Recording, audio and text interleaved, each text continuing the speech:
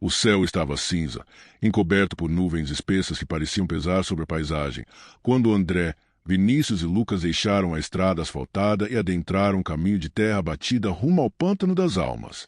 O velho carro trincava por dentro com cada solavanco, e os três, ainda animados com a promessa de um fim de semana longe da cidade, não faziam ideia do que os aguardava. O pântano surgiu após mais de 2 horas de estrada ruim. Era vasto e sombrio, envolto por uma vegetação densa e deformada, com galhos secos apontando para o céu como dedos retorcidos. O espelho d'água se estendia até onde os olhos alcançavam, coberto por uma fina camada de limo esverdeado que ondulava levemente, mesmo sem vento.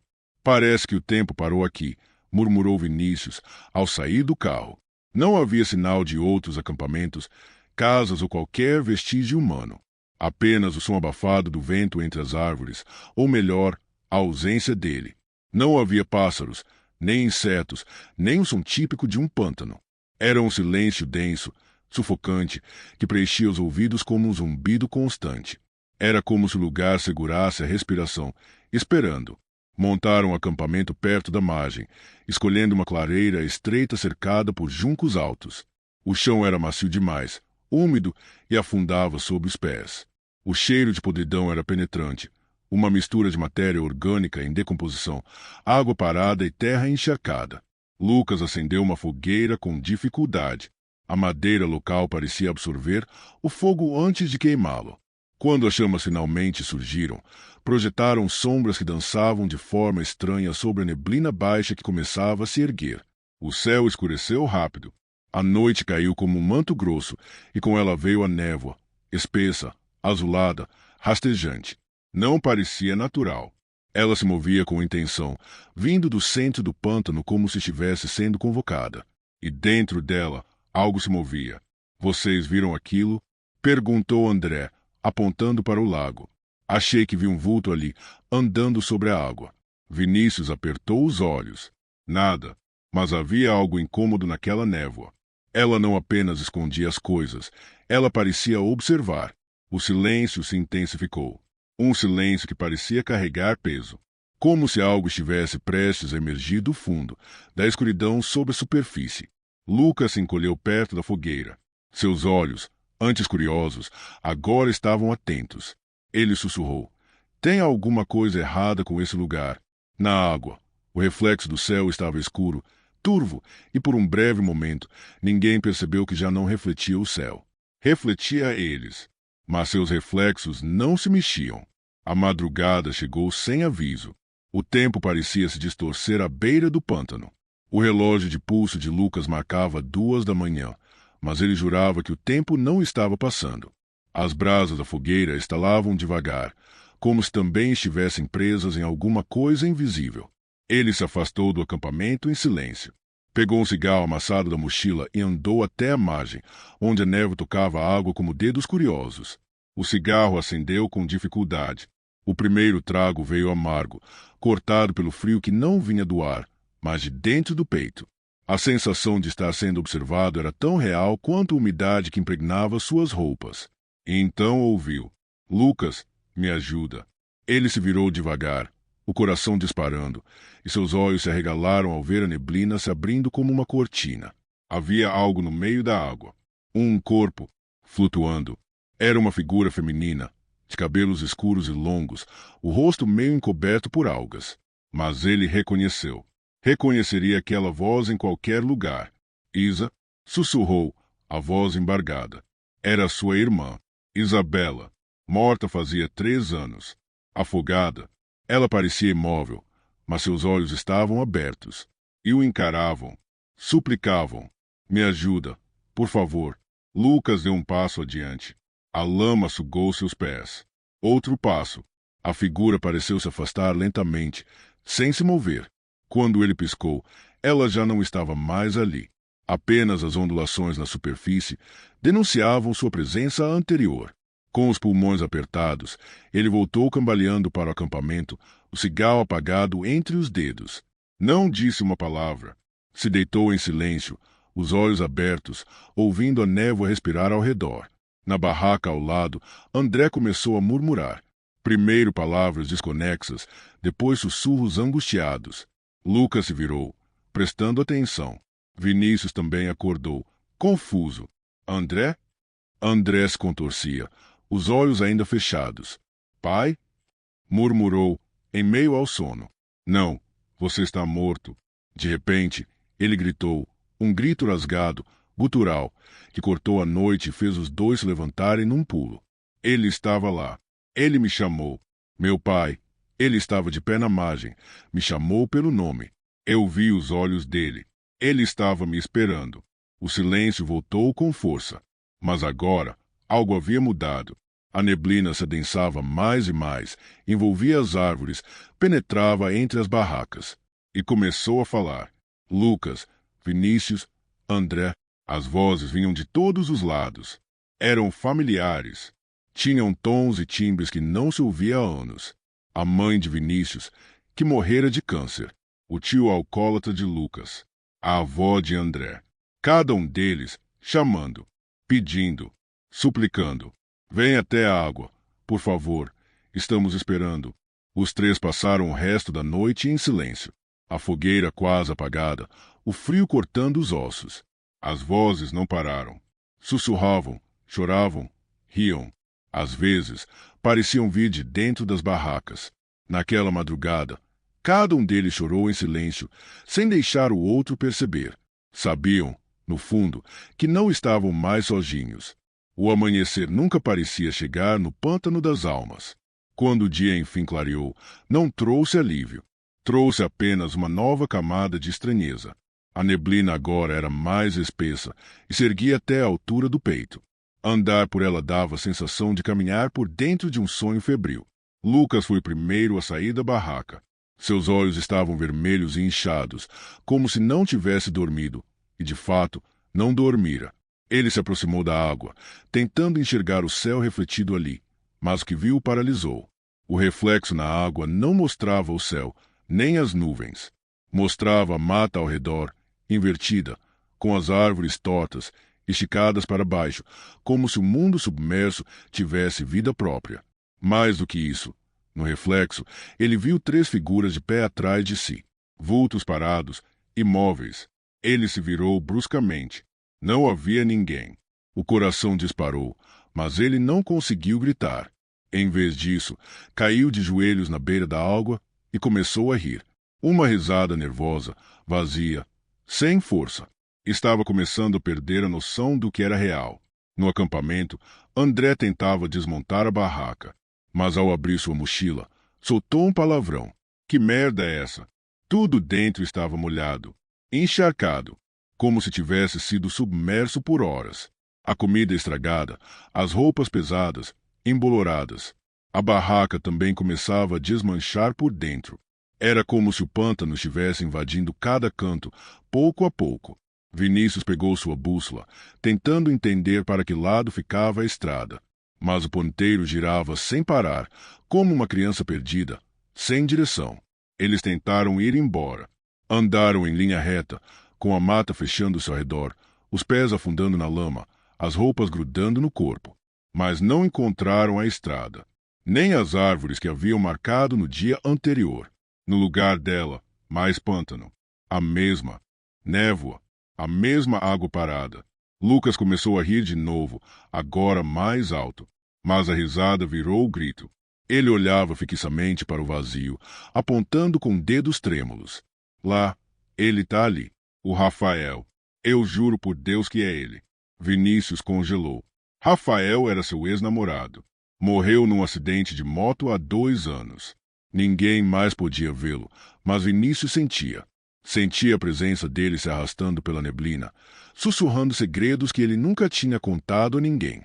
Eu ouço ele, disse, os olhos marejados. Ele está dizendo coisas que só nós dois sabíamos. Ele sabe. Ele está aqui. As palavras ficaram presas na garganta. Ele caiu de joelhos, tremendo, cobrindo os ouvidos. Ele está dizendo que eu nunca superei, que eu nunca contei para ninguém o que aconteceu naquela noite, que ele morreu por minha culpa. Lucas tentou segurar o amigo, mas sentiu um frio subir por sua espinha. Era como se mãos invisíveis o tocassem, como se a própria neblina tivesse dedos, tentáculos, intenções. André então falou algo que calou os dois. O pântano, ele se alimenta da dor da gente. Ele quer isso. Ele quer que a gente sinta, para depois levar. Ninguém respondeu. Apenas ficaram ali, em silêncio, ouvindo o som das árvores chorando. Ou seriam vozes? O tempo havia deixado de existir. E o pântano estava mais vivo do que nunca. O frio daquela noite não vinha do vento, nem da umidade. Era um frio que brotava de dentro, que se agarrava aos ossos e fazia os pensamentos congelarem. A fogueira estava morrendo. Nenhum deles tentava reacendê-la. André, Lucas e Vinícius sentaram-se em volta das brasas, em silêncio, os rostos iluminados por um brilho trêmulo e fraco. A fumaça da lenha misturava-se à neblina, e por vezes parecia que figuras passavam dentro dela, como sombras tentando alcançar a margem. Ninguém falava. Todos haviam visto demais, ouvido demais. André apertava o pingente que pendia do pescoço. Era do pai dele, um velho medalhão que usava desde criança. Aquilo era a única coisa que ainda parecia real. Mas nem isso impediu que seus pensamentos começassem a escorregar. Vinícius estava encolhido, os braços ao redor das pernas, os olhos fixos na água. Lucas estava estranho, quieto demais. Desde que vira a imagem da irmã, algo nele tinha mudado. Estava pálido, os olhos fundos, o rosto rígido como pedra. Ele se levantou devagar, sem dizer nada, e caminhou em direção à margem. "Onde você vai?" perguntou Vinícius, assustado. Lucas não respondeu. André se levantou também, indo atrás. "Lucas, fala comigo." "Cara!" O amigo parou bem na beira, os pés descalços na lama. A água tocava seus dedos. A névoa parecia se abrir à sua frente, como se desse passagem. Do outro lado, algo chamava. Algo que tinha o rosto de Isabela, mas não era ela. "Talvez se eu for até ela.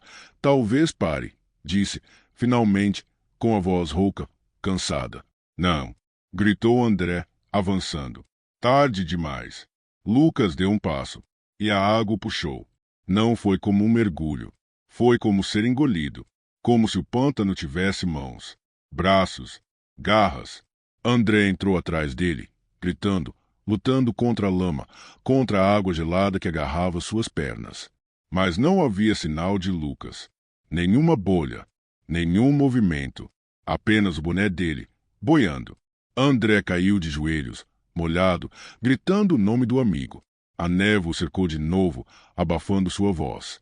Na beira, Vinícius apenas assistia, incapaz de se mover.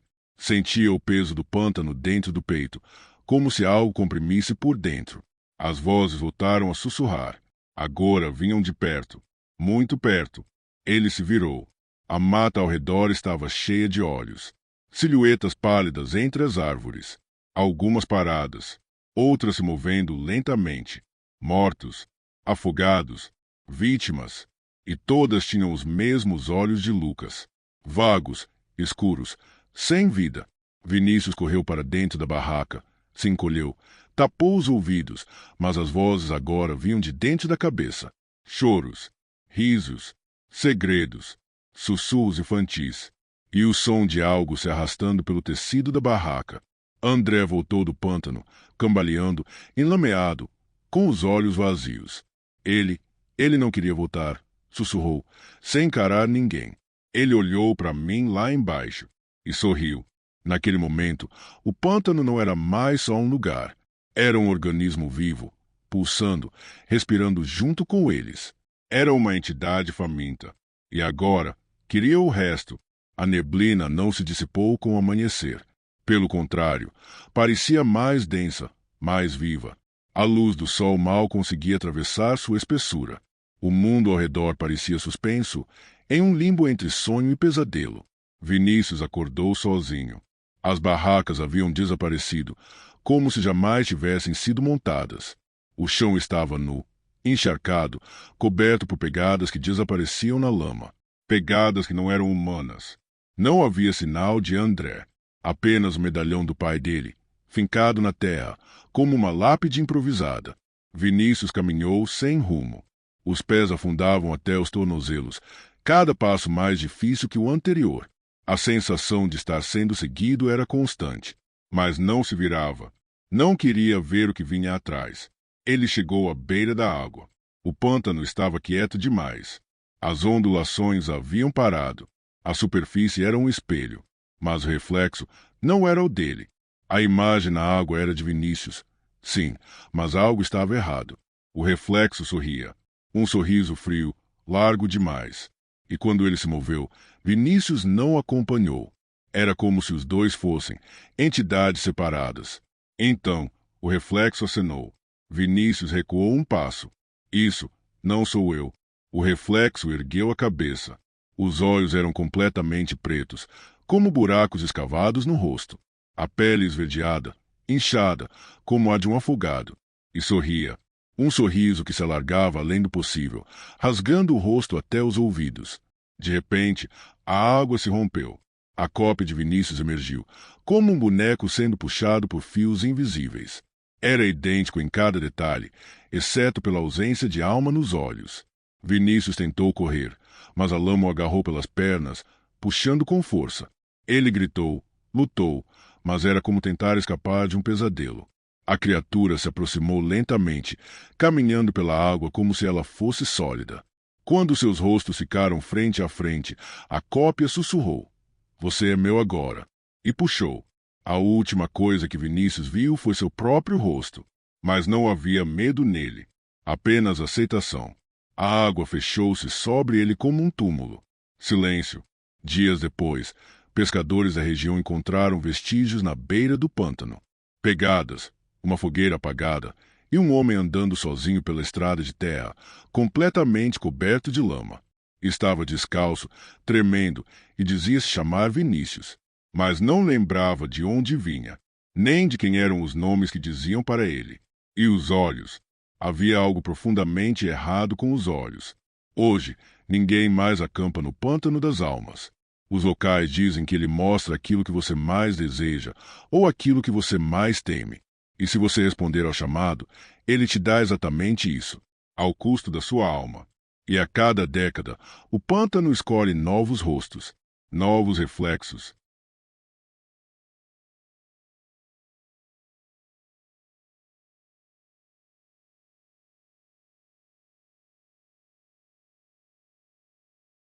João Elias era um homem de mãos calejadas e olhos que carregavam o peso de muitos silêncios. A vida não lhe dera trégua. Perdeu a esposa cedo, distanciou-se dos filhos e encontrou refúgio apenas na solidão da pesca. Era ali, entre o murmúrio da água corrente e o farfalhar das árvores, que ele ainda conseguia ouvir seus próprios pensamentos. Todos os anos, fazia a mesma jornada solitária até Pedra Limpa, um vilarejo escondido entre serras, florestas adormecidas, onde o tempo parecia ter parado.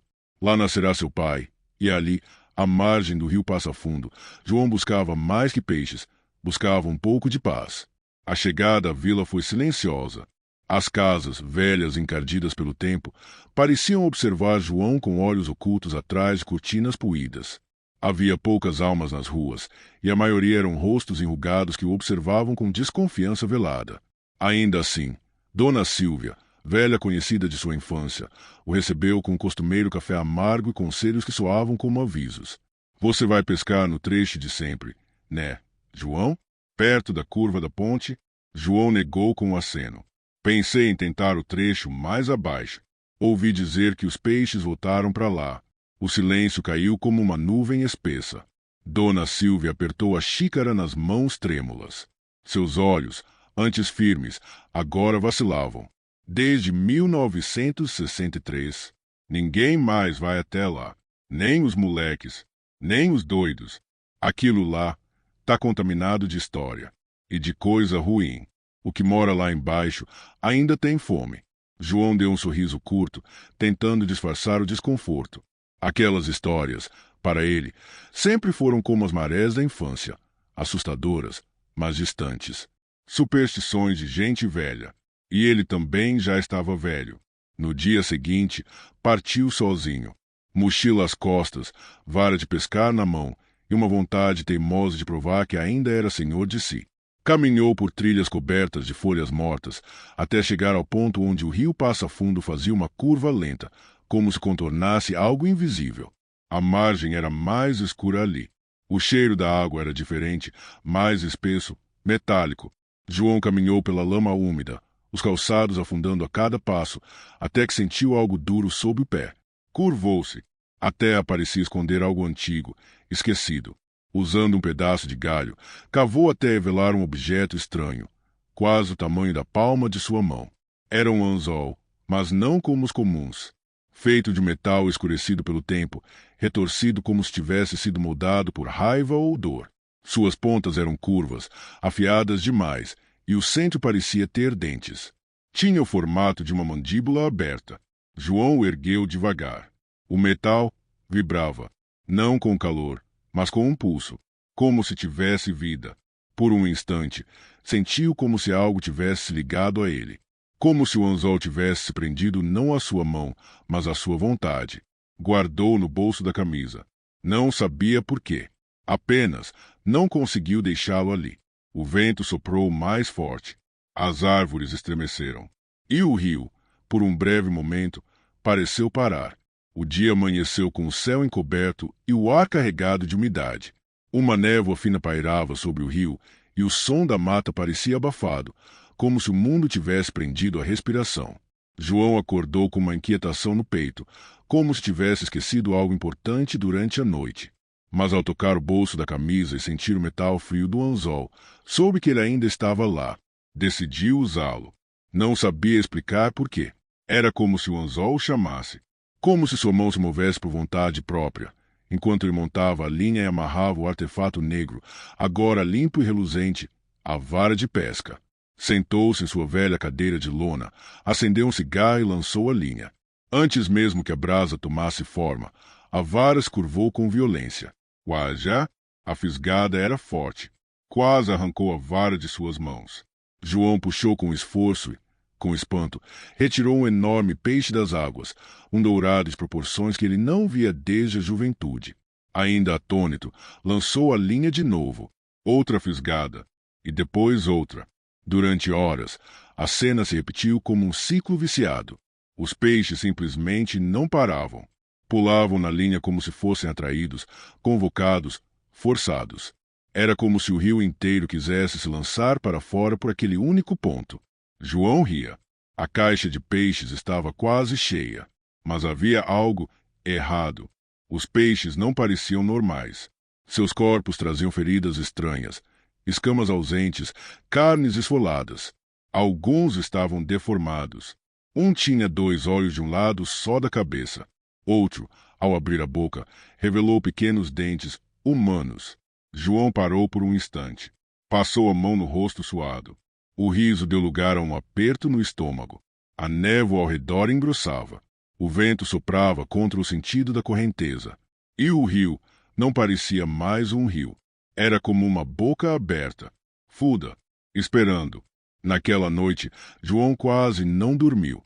Ficou sentado no batente da porta da cabana de madeira, os olhos fixos na escuridão entre as árvores. Fumaça do cigarro subia em espirais lentas, se desfazendo antes de alcançar o teto. Quando enfim adormeceu, teve sonhos confusos. Sonhou com a água invadindo sua cabana, subindo pelas janelas, se arrastando pelo chão como se tivesse vontade própria. Dentro dela, sombras se moviam, se aproximavam, olhos vermelhos pairavam na escuridão líquida, imóveis e odientos.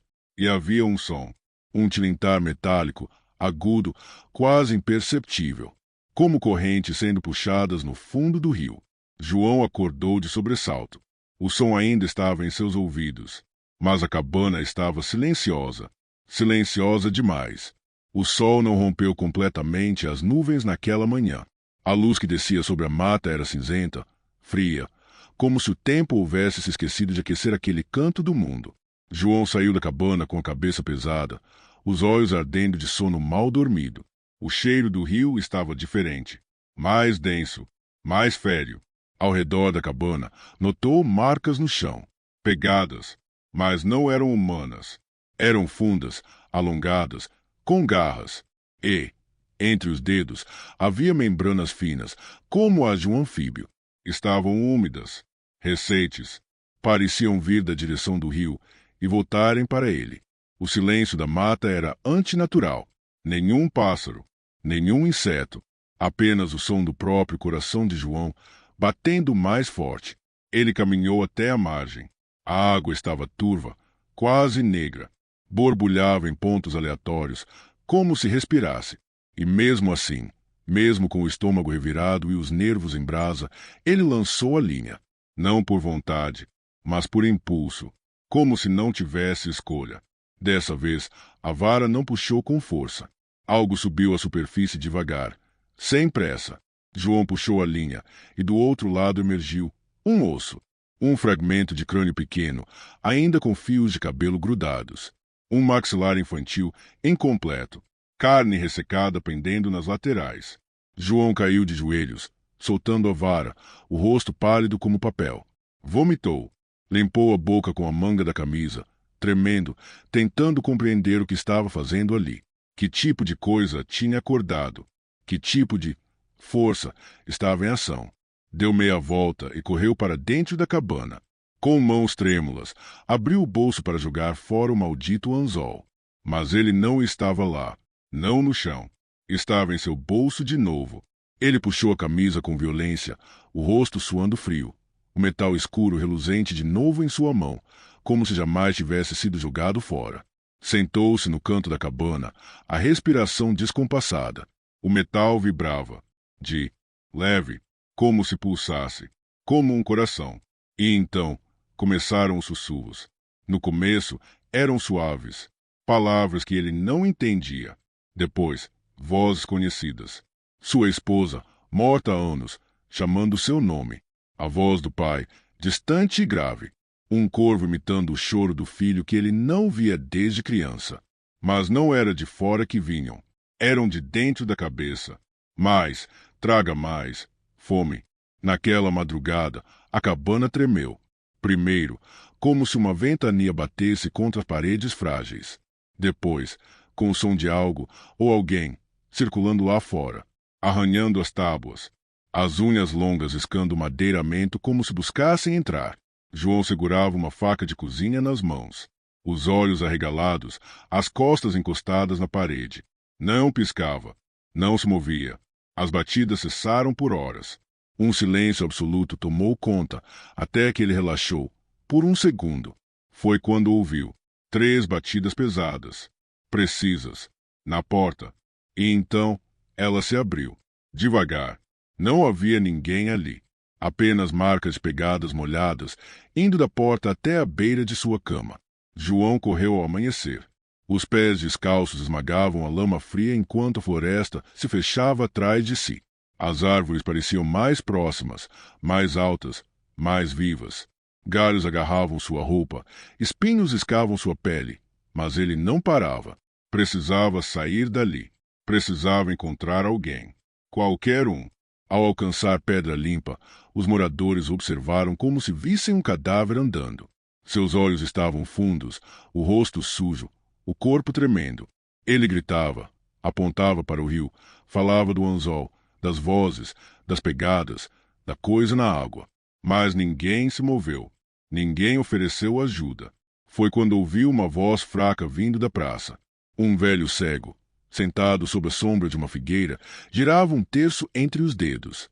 Você libertou o que estava preso, disse, sem abrir os olhos. Aquele anzol não era uma ferramenta, era uma prisão. Agora ele pesca por você. João cambaleou para trás. O que é ele? O que mora naquele rio?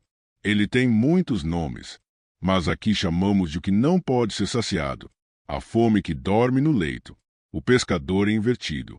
Os outros moradores viraram o rosto. Fingiam não ouvir, mas todos sabiam. Sempre souberam. João voltou à cabana em silêncio, sem lágrimas, com os olhos vazios. O céu começava a escurecer, embora fosse apenas meio-dia. A brisa carregava cheiro de ferro, como sangue molhado. Ao se aproximar da casa, parou. Os peixes que havia pescado estavam todos ali, pendurados em uma fileira perfeita, amarrados por cordas finas, como se alguém, ou algo, os tivesse arrumado com cuidado. Mas não eram mais os mesmos. Seus olhos haviam mudado. Eram olhos humanos, olhos que encaravam João. Alguns choravam, outros piscavam.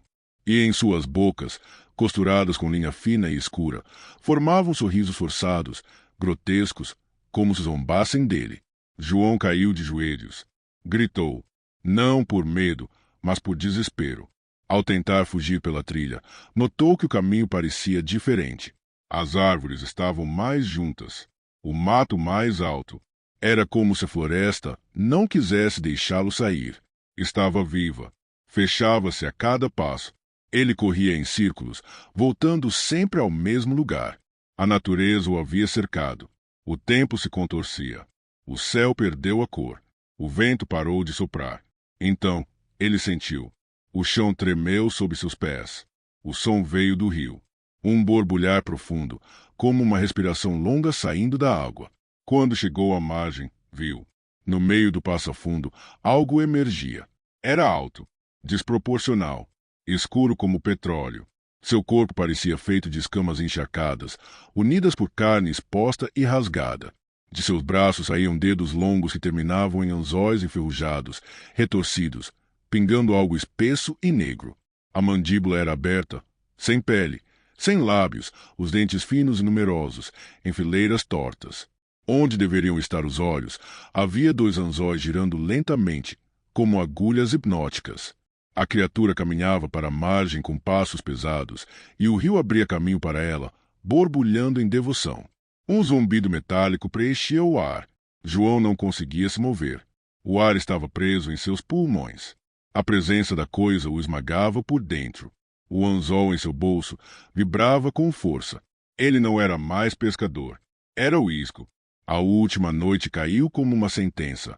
João Elias estava sentado no chão da cabana, a caneta trêmula na mão, enquanto escrevia uma carta que sabia que talvez ninguém encontraria. As palavras saíam cheias de medo, angústia e um desespero que parecia consumir o pouco de sanidade que ainda lhe restava. Ele contou tudo. Sobre o anzol estranho, sobre os peixes de olhos humanos, sobre as vozes que não o deixavam dormir, sobre como a água do rio parecia sugar sua própria alma, enchendo de uma fome que não era sua. Eu não sou mais eu, escreveu. É ele que segura a vara. O que está lá embaixo está pescando por mim. A fome que nunca sacia. O preço da isca é a alma do pescador. Lá fora, o vento uivava como um lamento antigo, e as árvores balançavam, como se lamentassem junto com ele. A neblina rastejava novamente pelo rio, invadindo cada fresta da cabana, envolvendo tudo num manto úmido e pesado. Na manhã seguinte, quando os moradores finalmente decidiram ir até a casa de João, encontraram o local vazio. Apenas o anzol antigo, reluzente e quase hipnotizante, repousava sobre a cama coberta de poeira. O chão estava marcado por garras profundas e úmidas, como se uma criatura tivesse passado ali à noite. A janela estava aberta. Do lado de fora, pegadas molhadas seguiam até a margem do rio e desapareciam na água escura, sem deixar vestígios. Alguns moradores contaram ter visto um homem vagando pela trilha que levava ao vilarejo. Ele estava descalço, com os olhos perdidos no horizonte e a pele marcada por lama e arranhões. Quando perguntado, dizia-se chamar João Elias. Mas havia algo diferente nele, algo que ninguém podia explicar. Seus olhos brilhavam com um tom estranho, frio, e seus dedos, por vezes, pareciam se contorcer em ganchos curvos, como se carregasse algo preso dentro de si, algo que nunca mais o deixaria ser o mesmo. Desde então, o anzol do diabo tornou-se uma lenda sombria no vilarejo de Pedra Limpa. Quem ousa pescar no trecho proibido do rio Passa Fundo pode encontrá-lo, brilhando nas águas turvas, chamando silenciosamente para a próxima vítima. E quando lançam a linha, aqueles que ignoram os avisos descobrem, tarde demais, que o preço da isca é a própria alma. Se você gostou do vídeo, não se esqueça de se inscrever e deixar o seu like. Sinta-se à vontade para dar novas sugestões e deixar algum relato ou história sombria nos comentários. Até a próxima!